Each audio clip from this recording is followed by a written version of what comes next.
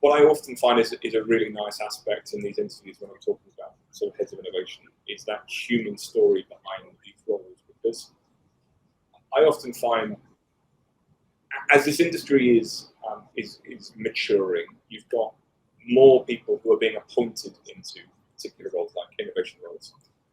But I think traditionally we're still finding a lot of organisations recruiting from within, and we often call them the anointed people who've sort of gone through the ranks. I mean, you've been at Cushman for years, so with respect. So I'd love to know a little bit more about your journey from start to where you are now, just for people to understand.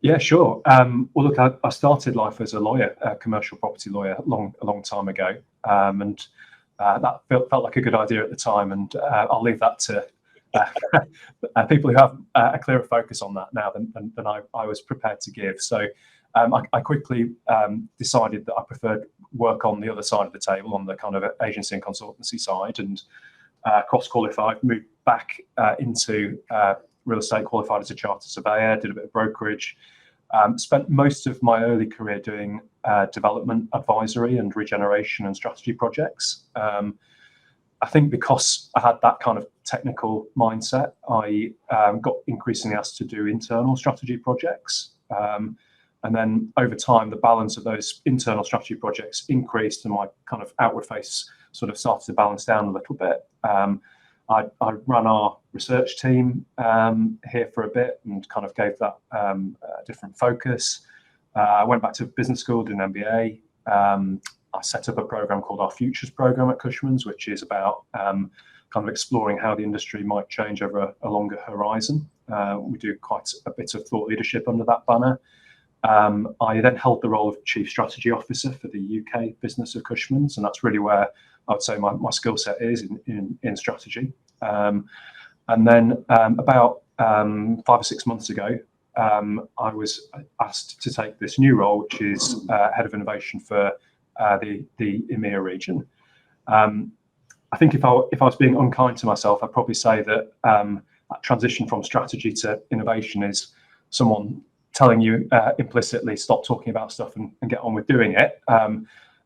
Maybe on the more optimistic side, it would be that people thought that some of the strategies that were being developed in the previous role were going to be important to the region, and therefore they saw the ability to kind of step that role up a bit. But I still get very much involved in our Futures program. I think you can't be a good strategist or innovator unless you've got a view on where the future's going, and that's really important to me that stays a core part of my role, and indeed interfacing with clients on their views on the future of real estate is really important to that too.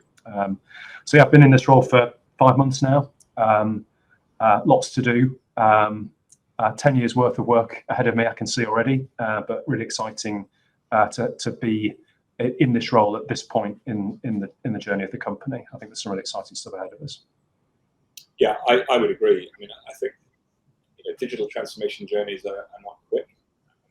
They take an awful lot of time, and I'm very envious of the people who are at the coalface now with a little bit of knowledge. I mean, they may not be experts in transformation projects, they may not be experts in property, actually, for that matter, but that combination over that next, as you say, decade to 2 decades is going to be a really particularly fascinating one. And, it'll be interesting to sort of pick winners and losers. But I think to use a sort of a phrase that I think you mentioned earlier on, if you do someone sit there and not really do anything, you're guaranteed to fail. It's the people that are able to start testing things and learning and evolving, learning from those failures, which will do very, very well. So I'm sure that mixture of sort of futurism and strategy is going to see you very, very good over time.